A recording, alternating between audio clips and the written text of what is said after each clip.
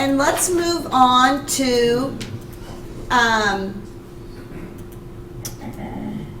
looking at plant assets. So let's look at this, analyzing plant assets. What does it mean, a return on assets? This is the amount of net income that is generated by each dollar of assets.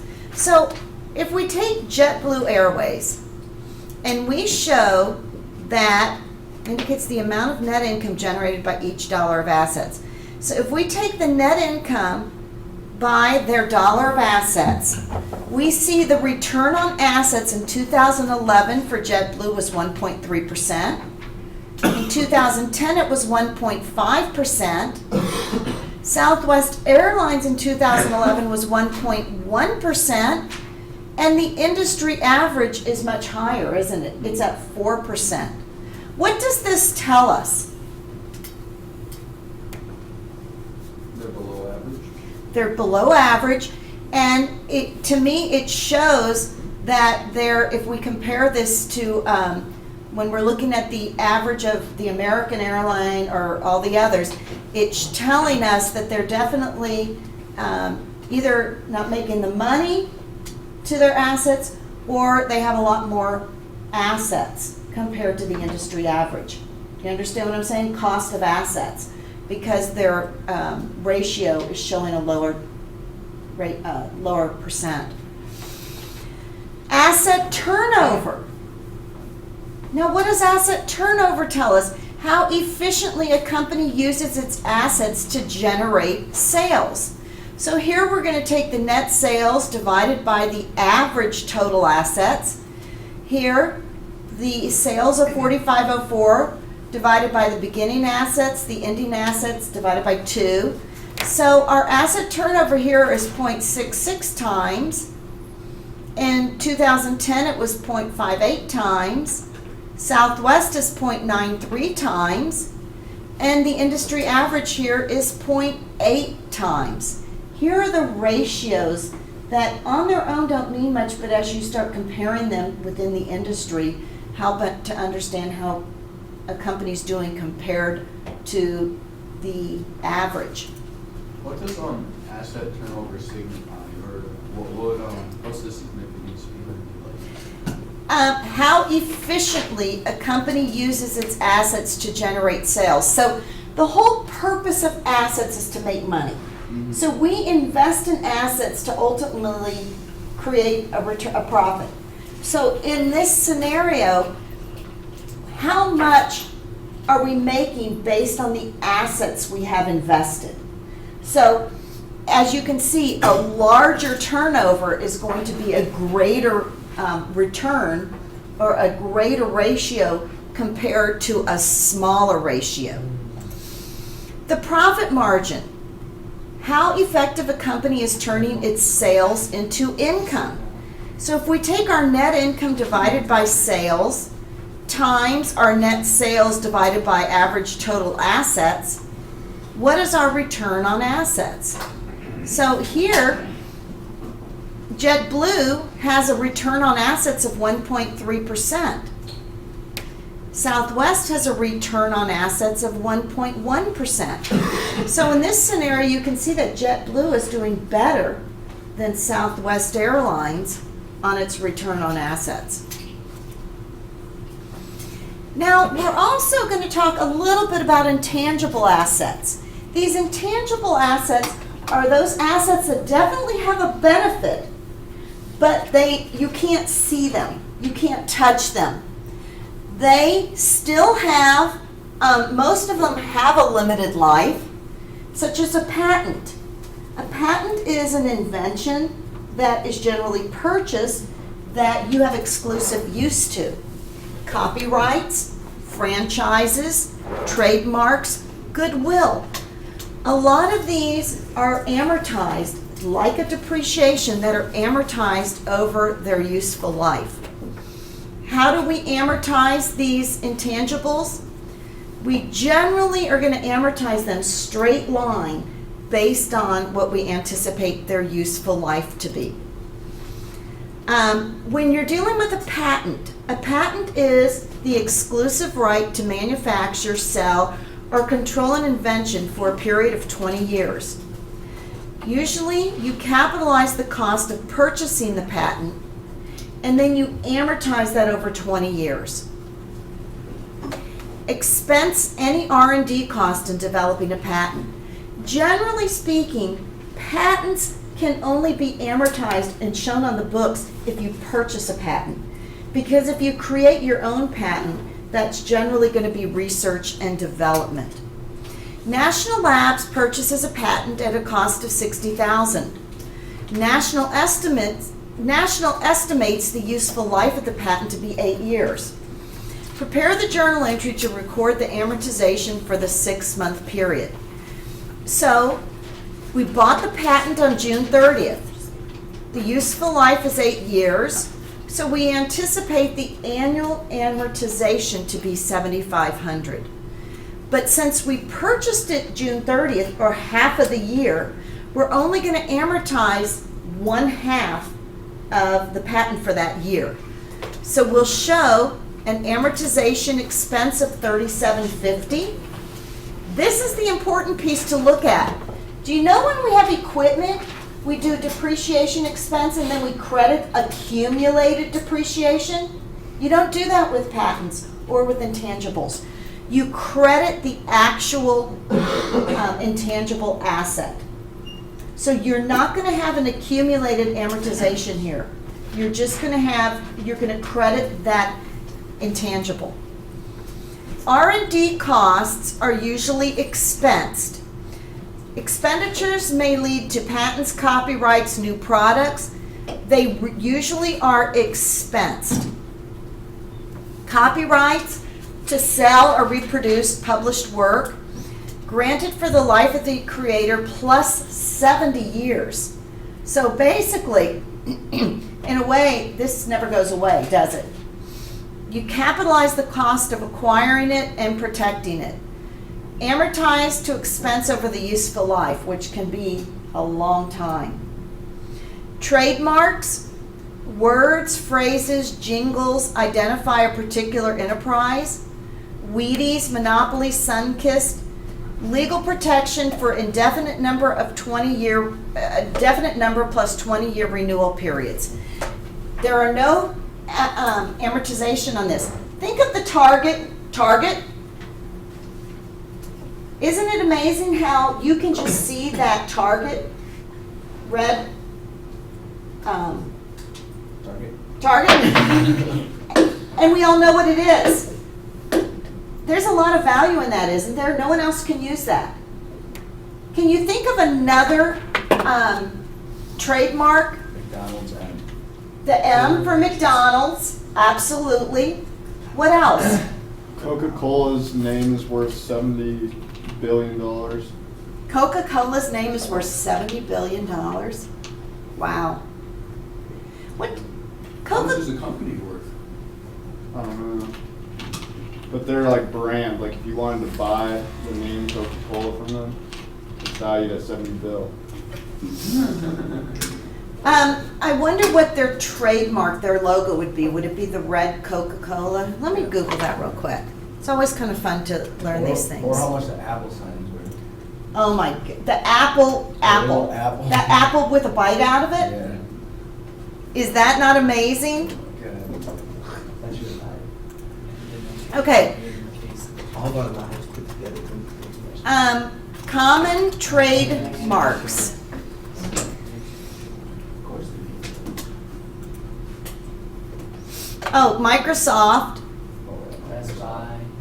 Coca-Cola's the name like that. Starbucks. But that's not, I mean, we all know that's Starbucks. I don't know what that R is. Radio Shack. Oh, is it? Nintendo, but again, it's got the name on it. I think the impressive thing is when you've got, Like the Nike swoosh. Okay. What about the Target bullseye? What about the Chinese?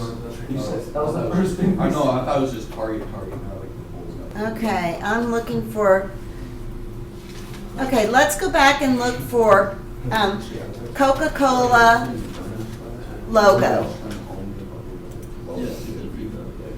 Okay, what else? Pepsi logo. I think Apple is probably Apple logo. Or the Jordan jump, man. Or What- the Nike swoosh. Nike, Under Armour. swoosh. Yep. Yep.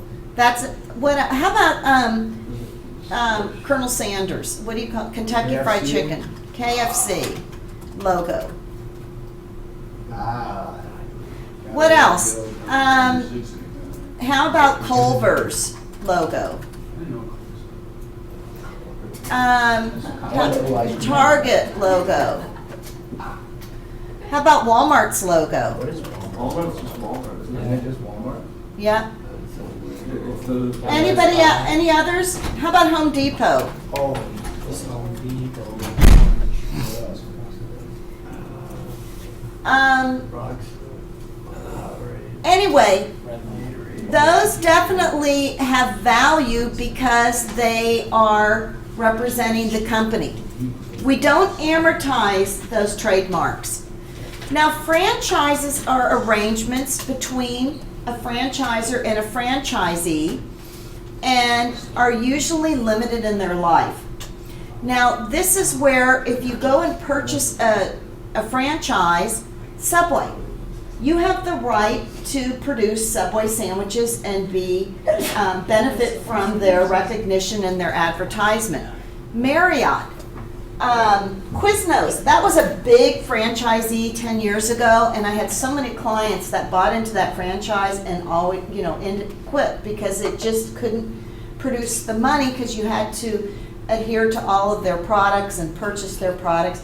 A lot of times those franchisees, unless you're dealing with a reputable, like a McDonald's or a Were you Pizza Hut, saying the franchisees couldn't do Quiznos because they couldn't bring in enough revenue? they couldn't bring in the revenue because it was so restricted. A couple things happened. They sold too many franchises. Is that why they all keep shutting down, like all around like our whole area? They're Yeah. bankrupt. Are they bankrupt? Yeah, now? They're Dang. the one thing in a franchise is you want to have a unique brand. And what Quiznos did is they sold too many.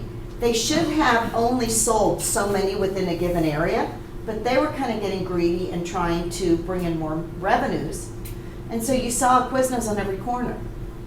Now, McDonald's can do that because McDonald's has enough of a following that you can have a McDonald's within 3 miles of another McDonald's, but not Quiznos. Okay? Not even Burger King can really do that yet, can they? Doesn't Subway have a problem with that too? I know by us, there's like I 3 feel like Subways, Subway and can like- do that though. Like if you look at one Subway, you can see 2 other ones.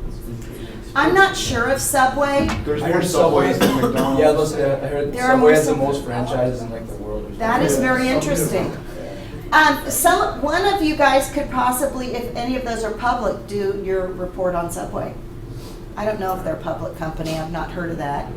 I know Pizza Hut is. We could all take a trip over to Subway and We could do that, couldn't we? Okay, let's move on. Goodwill is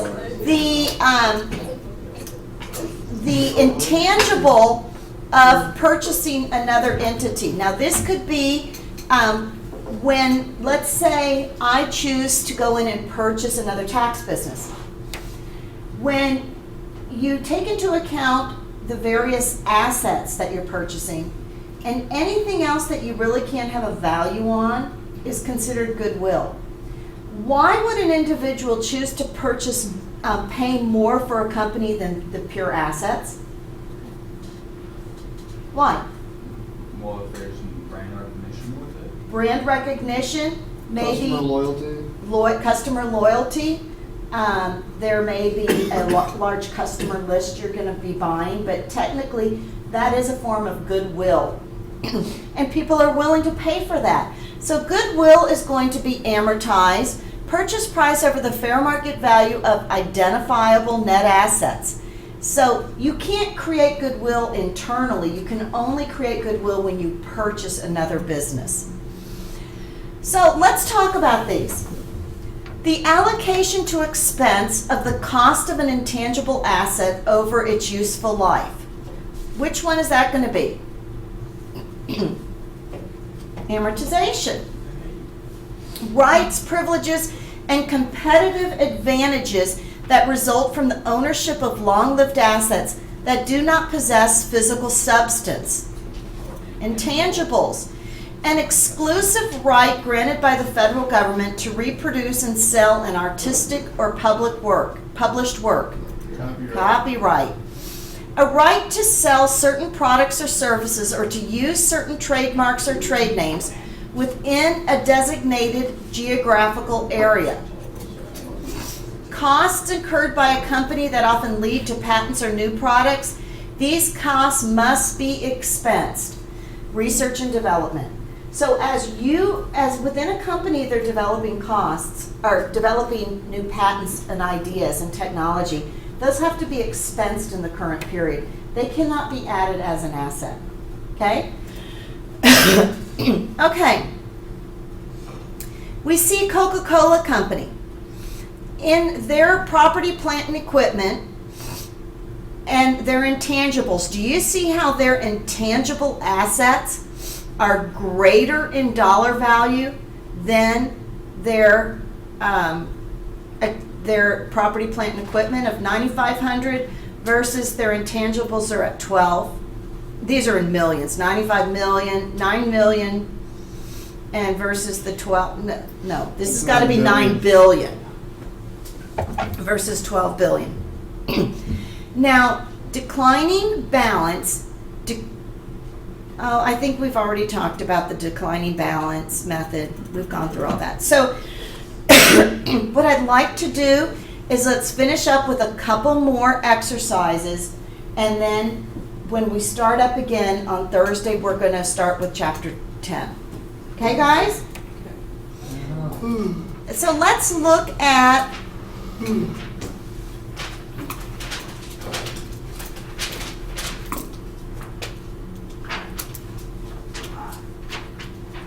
let's look at 910. 910 is going to require us to determine the asset turnover. Suppose during 2014 that Federal Express reported the following information in millions. Net sales of $35,497,000 and net income of $98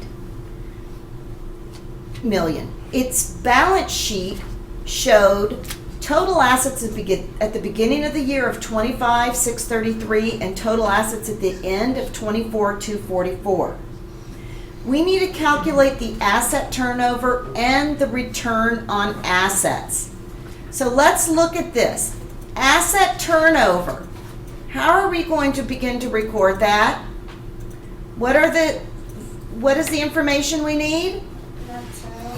Asset turnover is equal to net sales divided by average assets? Average total assets. So, what is our net sales?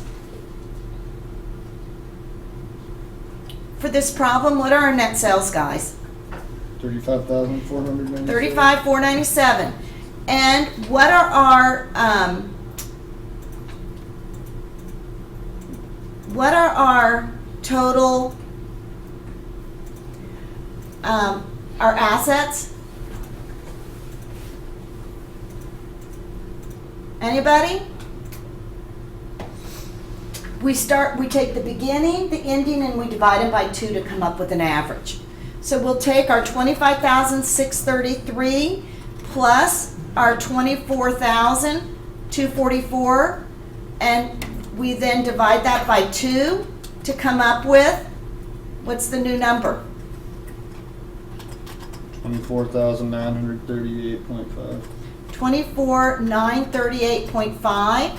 So if we take this and divide it, our sales divided by our average assets, what is our asset turnover?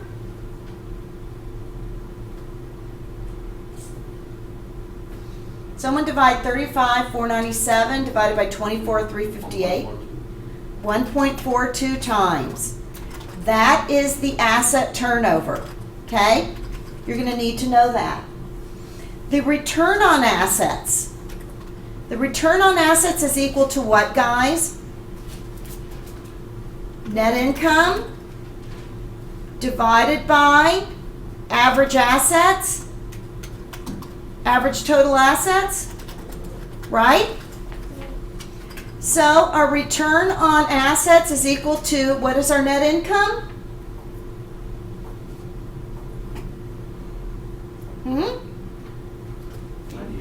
98. Divide that by our 24,938.50 to come up with what?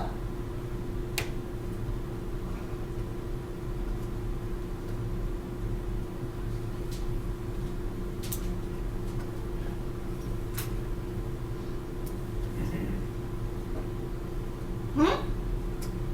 0.004. 0.4%. Perfect, yes. Okay, let's look at exercise 911. Sean Rock International is considering a significant expansion to its product line. The sales force is excited about the opportunities that the new products will bring. The new products are a significant step up in quality above the current offerings, but offer a complementary fit to its existing product line. Mr. Farley, the production manager, is excited about the high-tech new equipment that will have to be acquired to produce the new products. Donna Beeson, the CFO, has provided the following projections based on results with and without the new products. So we've got our figures without new products, and we've got figures with new products. Compute the company's return on assets, profit margin, and asset turnover both with and without the new product line. Okay? So we're going to calculate, we're going to take all this information here and we're going to calculate this based on, so let's,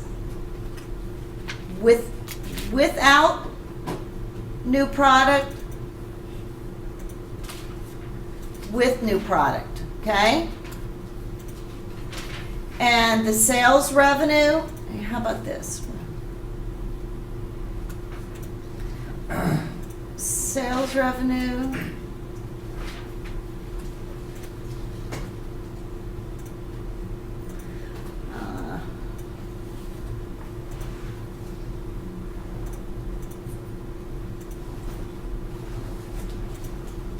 Anyway, you get the point. Okay, let me.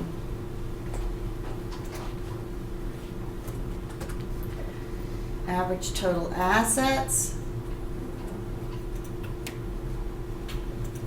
Okay, so let's figure this out.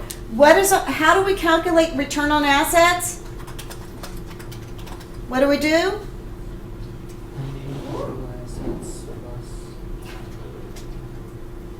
Return on assets is going to equal our net income divided by our average total assets, right? So let's calculate it without new products and with new products. So without new products, we're going to have 500,000, right? 500,000 divided by 5 million, right?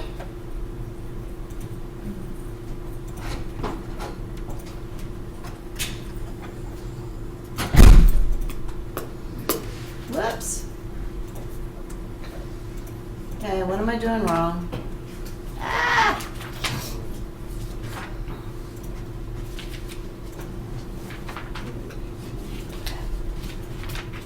I didn't want a graph. So sheet 3 here. So I want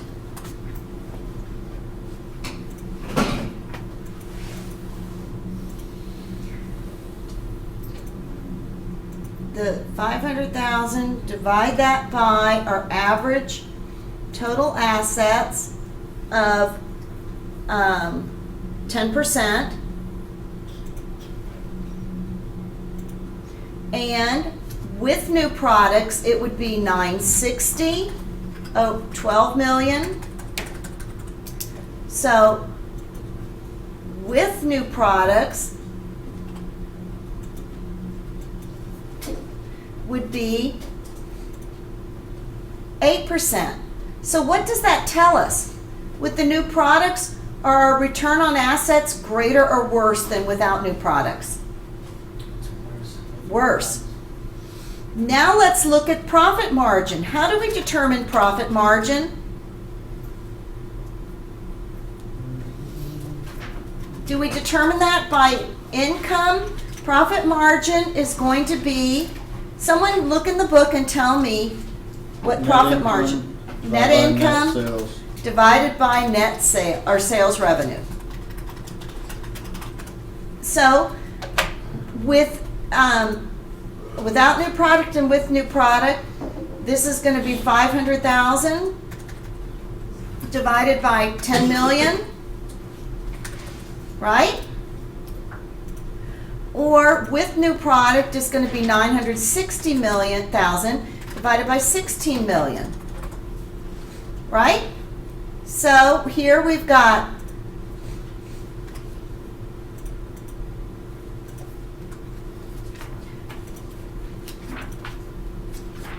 5%. Here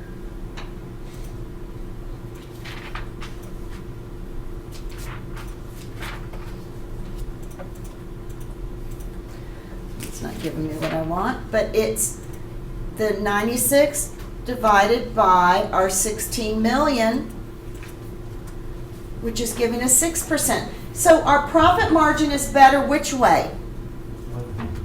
With the new products. Our asset turnover is going to be, how do we calculate that?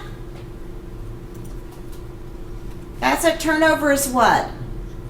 Sales revenue divided by average total assets, right?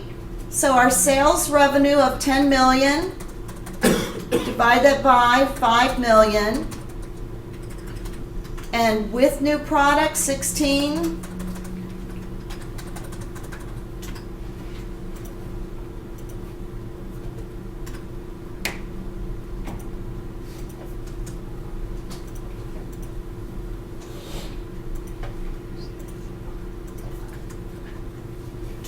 asset turnover 2,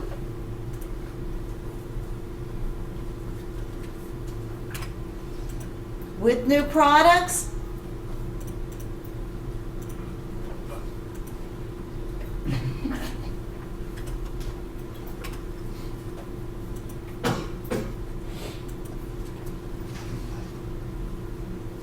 I need to probably expand No, you have to change that H20 to H20 to what? G20. H20 to G20. Yes. Oh, I'm sorry. I see what you're saying. So that G20, divide that by, oh, I see what I'm doing. Divide that by, thank you. So which is better? Without new products, the asset turnover, or with new products? So if we go back and we look here, discuss the implications of your findings based on the company's decisions. Well, if we go back here and look, the return on assets declined. So it declines from 10% to 8%. This means the company's not generating as much income from each dollar invested in assets. So that might not be a good idea. The new product line would increase the company's profit margin, the amount of net income generated from each dollar of sales, but because of the huge investment in the new assets, the asset turnover plummets from 2 to 1.3%. Do you think this would maybe be a wise choice or not? I don't think so. It's a lot of assets therefore you're not getting the return. Unless there's another purpose because they think that it's going to pick up in time. But just as we look at it, it's not a good idea. I want you on your own to go over 912.